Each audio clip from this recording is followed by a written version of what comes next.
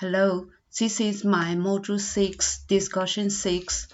After I did scaffolded assessment with my student and observed the ELA classes, I noticed the student is very weak with the adjectives.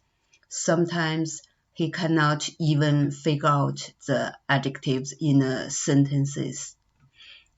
Therefore, I designed this class to help him accurately and precisely use adjectives in speaking and writing.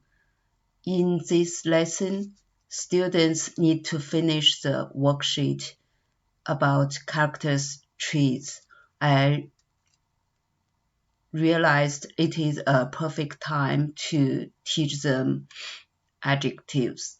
I started this class asking them to use 3 adjectives to describe themselves. Then I introduced the definition of the adjective to them.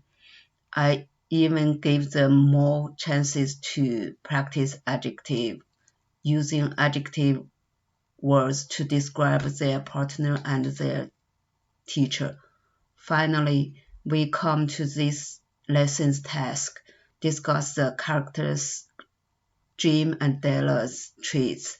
I ended this lesson with asking students to describe one of their family members.